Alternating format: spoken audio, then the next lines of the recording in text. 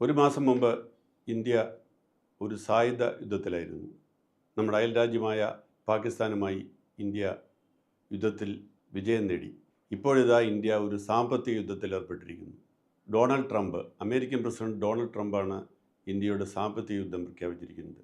ഇന്ത്യയിൽ ഇറക്കുമതി ചെയ്യുന്ന ഉൽപ്പന്നങ്ങൾക്ക് 50% തീരുവ പ്രഖ്യാപിച്ചുകൊണ്ട് ഇന്ത്യയുടെ കയറ്റുമതി വ്യാപാരത്തിന് അതിൻ്റെ നട്ടെല്ല് തകർക്കുന്ന തരത്തിലുള്ള ഒരു തീരുമാനമാണ് ട്രംപ് പ്രഖ്യാപിച്ചിരിക്കുന്നത്. ട്രംപിനെ പ്രകോപിപ്പിച്ചത് എന്താണ്? വളരെ വിചിത്രമായ ഒരു ആരോപണമാണ് ട്രംപ് ഇന്ത്യയുടെ നേർക്ക് ഉന്നയിച്ചിരിക്കുന്നത്. ചില ഈ പ്രൈമറി സ്കൂളിലെ കുട്ടികൾ തമ്മിൽ വഴക്കുണ്ടാക്കുന്നത് പോലെ, നീ അവന് മിഠായി കൊടുത്തു അതുകൊണ്ട് ഞാൻ നിന്നോട് പിണങ്ങിയെന്ന് പറയുന്നത് പോലെ, റഷ്യ ഉക്രൈനുമായി യുദ്ധത്തിലാണ്. ഇന്ത്യ റഷ്യയിൽ നിന്ന് എണ്ണ വാങ്ങിയാൽ അത് ഉക്രൈനുമായ യുദ്ധത്തിൽ ആ പണം ചെലവഴിക്കും എന്നതുകൊണ്ട് ഉക്രൈനുമായുള്ള യുദ്ധത്തെ ഇന്ത്യ ഇൻഡയറക്റ്റായി പ്രോത്സാഹിപ്പിക്കുന്നു എന്നുള്ളതാണ് ട്രംപിൻ്റെ ആരോപണം. അതുകൊണ്ട് ഇന്ത്യ റഷ്യയിൽ നിന്ന് എണ്ണ വാങ്ങുന്നത് നിർത്തണം, അത് അല്ലെങ്കിൽ 25% പിഴ തീരുവ ചുമത്തുകയാണ്. എന്തായാലും ഇന്ത്യ ആ വെല്ലുവിളിയെ നേരിടാൻ തന്നെ തീരുമാനിച്ചിരിക്കുകയാണ്. ഇന്ത്യൻ പ്രധാനമന്ത്രി നരേന്ദ്രമോദി അസന്നിഗ്ധമായി പ്രഖ്യാപിച്ചു കഴിഞ്ഞു, അമേരിക്കയുടെ മുന്നിൽ ഇക്കാര്യത്തിൽ മുട്ടുമടക്കുന്ന പ്രശ്നമില്ല. തീർച്ചയായും ഇന്ത്യയുടെ കയറ്റുമതിക്ക് 50% തീരുവ ചുമത്തുന്നത് വഴി അമേരിക്കയിലേക്കുള്ള നമ്മുടെ കയറ്റുമതി സ്തംഭിക്കുമെന്നുള്ള കാര്യത്തിൽ യാതൊരു സംശയവുമില്ല. കാരണം ഇത്തിരി വലിയൊരു തീരുവ ചുമത്തിക്കൊണ്ട് അവിടെ ഇതിലും വളരെ കുറഞ്ഞ തീരുവയിൽ ഉൽപ്പന്നങ്ങൾ എത്തിക്കുന്ന രാജ്യങ്ങളുമായി ഇന്ത്യക്ക് മത്സരത്തിൽ പിടിച്ചു നിൽക്കാൻ കഴിയില്ല. സ്വാഭാവികമായി ഇന്ത്യയിൽ നിന്നുള്ള കയറ്റുമതി നിലയ്ക്കും. ഇത് ഇവിടുത്തെ കൃഷിക്കാരെ ബാധിക്കും, ഇവിടുത്തെ വ്യവസായികളെ ബാധിക്കും, വ്യാപാരികളെ ബാധിക്കും. വളരെ ഗുരുതരമായ പ്രത്യാഘാതം തന്നെയാണ് നമ്മുടെ സാമ്പത്തിക രംഗത്ത് ഉണ്ടാക്കാൻ പോകുന്നത്.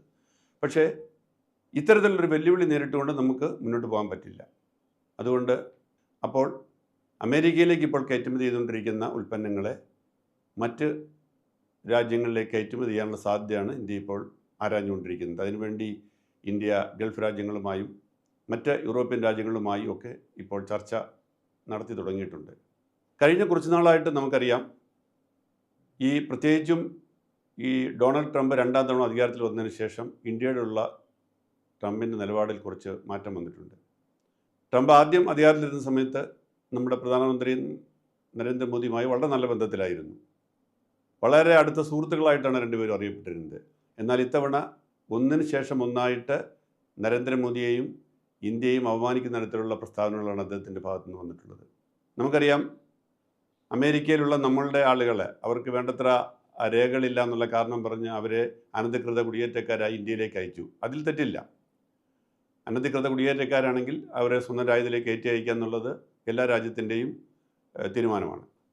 അത് നയതന്ത്ര ബന്ധങ്ങളിൽ അത് വളരെ വ്യക്തവുമാണ്. എന്നാൽ കാൽബലങ്ങൾ അണിയിച്ചുകൊണ്ടാണ് അവിടുന്ന് വിമാനത്തിൽ കയറ്റി ഇന്ത്യക്കാരെ അയച്ചത്. അത് മൊത്തം ഇന്ത്യയിലെ ജനങ്ങളുടെ ആത്മാഭിമാനത്തിന് ക്ഷതമേറ്റ ഒരു സംഭവമാണ്. അതിനുശേഷം ട്രംപ് എന്താണ് ചെയ്തത്? ട്രംപ് ഇന്ത്യ പാകിസ്ഥാൻ യുദ്ധം അവസാനിപ്പിക്കാനായിട്ട് താൻ ഇടപെട്ടു എന്നും അത് തൻ്റെ മാത്രം തീരുമാനം കൊണ്ടാണ് താനാണ് യുദ്ധം അവസാനിപ്പിച്ചതെന്നും പറഞ്ഞുകൊണ്ട് ഇന്ത്യയുടെ അഭിമാനത്തിന് ക്ഷതമേൽപ്പിക്കുന്ന 2ാമത്തെ സ്റ്റേറ്റ്മെൻറ്റ് നടത്തി. അത് പക്ഷേ ഇന്ത്യൻ പ്രധാനമന്ത്രി അത് നിഷേധിച്ചു. അപ്പം ഓപ്പറേഷൻ സിന്ദൂറിൻ്റെ കാര്യത്തിൽ പോലും ഇന്ത്യയുടെ അഭിമാനത്തിന് ക്ഷതമേൽക്കുന്ന ഒരു സമീപനമാണ് ട്രംപ് സ്വീകരിച്ചത്. ഇപ്പോഴിതാ വളരെ വിചിത്രമായ ഒരു കാരണം പറഞ്ഞ് നമുക്ക് ആദ്യം 25% തീരുവ നമ്മുടെ മേൽ ചുമത്തി. അതിന് കാരണം പറഞ്ഞത് അമേരിക്കയിൽ നിന്നുള്ള കാർഷിക ഉൽപ്പന്നങ്ങൾ ഇന്ത്യയിൽ വിൽക്കാൻ അനുവദിക്കുന്നില്ല, ഇവിടെ 40-50% ഒക്കെ തീരുവ ചുമത്തുന്നത് വഴി അമേരിക്കയുടെ ഉൽപ്പന്നങ്ങൾ ഇവിടെ വിൽക്കാൻ കഴിയുന്നില്ല എന്നുള്ളതാണ്. അതുകൊണ്ട് ഇവിടുത്തെ തീരുവ കുറയ്ക്കണം എന്നുള്ളതായിരുന്നു. അത് കുറച്ചെന്നുള്ള കാരണം പറഞ്ഞ് പകരം തീരുവ എന്നുള്ള നിലയിൽ 25% തീരുവ ചുമത്തി. അത് നമ്മൾ ക്ഷമിച്ചു, അത് പോട്ടെ എന്ന് കരുതിയിരിക്കുമ്പോഴാണ് ഇപ്പോൾ അടുത്ത 20% തീരുവ കൂടി വരുന്നത്. എന്ന് പറഞ്ഞാൽ ഒരു കാരണവശാലും ഇന്ത്യയുടെ ഉൽപ്പന്നങ്ങൾ അമേരിക്കയിൽ വിൽക്കാൻ സമ്മതിക്കില്ല എന്നുള്ളതാണ്. ഇത് കേരളത്തെയും കാര്യമായി ബാധിച്ചിട്ടുണ്ട്. കാരണം നമ്മൾ മൊത്തം കേരളത്തിൻ്റെ വിദേശത്തേക്കുള്ള ഉൽപ്പാദനം ഏകദേശം 14,000 കോടി രൂപയുടേതാണ്. അതിൽ നല്ലൊരു ശതമാനം അമേരിക്കയിലേക്കുള്ള ഉൽപ്പന്നങ്ങളാണ്. പ്രത്യേകിച്ച് ഇവിടെ നിന്നുള്ള തുണിത്തരങ്ങൾ, ഇവിടെ നിന്നുള്ള കാർഷിക ഉൽപ്പന്നങ്ങൾ, കശുവണ്ടി, തേയില, ഇതിലെല്ലാം ഉപരി സമുദ്രോൽപ്പന്നങ്ങൾ. ഇന്ത്യയിൽ നിന്ന് മൊത്തം അമേരിക്കയിലേക്ക് കയറ്റുമതി ചെയ്യുന്ന സമുദ്രോൽപ്പന്നങ്ങളിൽ ഏകദേശം 20%-ഓളം കേരളത്തിൽ നിന്നുള്ളതാണ്. അപ്പോൾ തീർച്ചയായിട്ടും അത് പ്രത്യേകിച്ച് ചെമ്മീൻ പോലെയുള്ള കയറ്റുമതി എത്രമാത്രം ബാധിച്ചു എന്ന് നമുക്ക് ഊഹിക്കാവുന്നതാണ്. അപ്പം ഇത്തരത്തിലുള്ള വലിയൊരു പ്രതിസന്ധിയിലേക്ക് ഈ രാജ്യത്തെയും പ്രത്യേകിച്ച് നമ്മുടെ കേരളത്തെയും ഒക്കെ തള്ളിവിടുന്നു. അതിലെല്ലാം ഉപരി ഒരു രാജ്യത്തെ മറ്റൊരു രാജ്യവുമായിട്ടുള്ള നയതന്ത്ര ബന്ധം നന്നായിരുന്നില്ലെങ്കിൽ ആ രാജ്യത്ത് താമസിക്കുന്ന നമ്മുടെ ആളുകളെ സംബന്ധിച്ച് അത് വളരെ ദോഷകരമാണ്. ഇപ്പോൾ ഇന്ത്യയും അമേരിക്കയും തമ്മിലുള്ള നയതന്ത്ര ബന്ധം നല്ലതല്ലെങ്കിൽ രണ്ടുപേരും അന്യോന്യം ശത്രുതാ മനോഭാവത്തോടെയാണ് സമീപിക്കുന്നതെങ്കിൽ അമേരിക്കയിൽ കഴിയുന്ന ഇന്ത്യക്കാർ, പ്രത്യേകിച്ചും അവിടുത്തെ പൗരന്മാരല്ലാത്ത ഇന്ത്യക്കാരെ സംബന്ധിച്ച് അതെപ്പോഴും വലിയ പ്രതിസന്ധി ഉണ്ടാക്കുന്ന കാര്യമാണ്. പക്ഷേ ആകെയുള്ളൊരു പ്രതീക്ഷ നൽകുന്നത് ഇക്കാര്യത്തിൽ ട്രംപ് ഒരു സമയപരിധി നിശ്ചയിച്ചിരിക്കുന്നു, സമയം അനുവദിച്ചിരിക്കുന്നു എന്നുള്ളതാണ്. അടുത്ത 27-ാം തീയതിക്ക് ശേഷമേ ട്രംപ് നടപ്പാക്കുകയുള്ളൂ.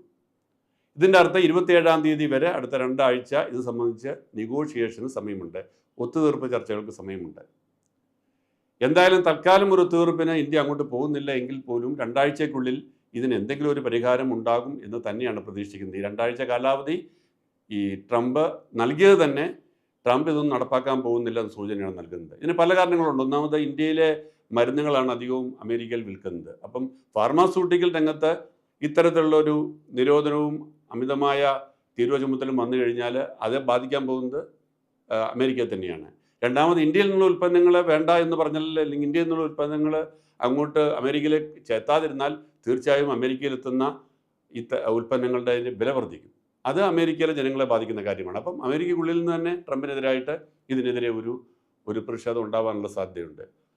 ട്രംപ് വേറൊരു ലോകത്ത് ജീവിക്കുന്ന ഒരു വളരെ വിചിത്രമായ ചിന്താഗതികളിലുള്ള ഒരു പ്രസിഡൻ്റാണ്. നമുക്കറിയാം അമേരിക്കൻ പ്രസിഡന്റിനെ എക്കാലത്ത് നമ്മൾ എക്കാലത്തും പറയുന്നത് ലോകത്തിൻ്റെ പോലീസ് എന്നാണെന്ന്. പക്ഷേ ഇപ്പോൾ അക്ഷരാർത്ഥത്തിൽ അത് ശരിയായിരിക്കുകയാണ്. ട്രംപ് ഒരു ലോക പോലീസായിട്ട് ചമഞ്ഞുകൊണ്ട് ലോകത്തിലെ എല്ലാ രാജ്യങ്ങളെയും അടക്കി ഭരിക്കാനായിട്ട് എല്ലാ രാജ്യങ്ങളെയും തൻ്റെ പരിധിയിലാക്കാൻ വേണ്ടിയുള്ള ശ്രമത്തിലാണ് ഇപ്പോൾ. അതെന്തായാലും ഇതൊരു പുതിയ ശാക്തിക ചേരിക്ക് വഴി തുറക്കും. ഇപ്പോഴുള്ള ശാക്തിക ചേരിയിൽ നിന്ന് ഭിന്നമായിട്ട് പുതിയൊരു ശാക്തിക ചേരി ലോകവ്യാപകമായിട്ട് സംഭവിക്കുക എന്ന് പറഞ്ഞാൽ ആത്യന്തികമായിട്ട് അത് അമേരിക്കയെ തന്നെയായും ദോഷകരമായി ബാധിക്കുക. അങ്ങനെ ഏത് നിലയിൽ നോക്കിയാലും നമുക്ക് ചിന്തിക്കാൻ കഴിയുന്നത്, നമുക്ക് കാണാൻ കഴിയുന്നത് ഇത്തരത്തിലുള്ള വികലമായ ചിന്തകളുമായി ട്രംപിന് അധികം കാലം മുന്നോട്ട് പോകാൻ കഴിയില്ല എന്നുള്ളതും, അടുത്ത 2 ആഴ്ചയ്ക്കുള്ളിൽ ഇന്ത്യയെ സംബന്ധിച്ച് ഇന്ത്യക്ക് അനുകൂലമായ തരത്തിൽ തന്നെ ട്രംപിൻ്റെ ഭാഗത്ത് നിന്ന് തീരുമാനം വരും എന്നും തന്നെയാണ് പ്രതീക്ഷിക്കാവുന്നത്. ഈ വീഡിയോ നിങ്ങൾക്ക് ഇഷ്ടപ്പെട്ടെങ്കിൽ സബ്സ്ക്രൈബ് ചെയ്യുക. അതിനായി താഴെയുള്ള ബെൽ ബട്ടണിൽ അമർത്തുക.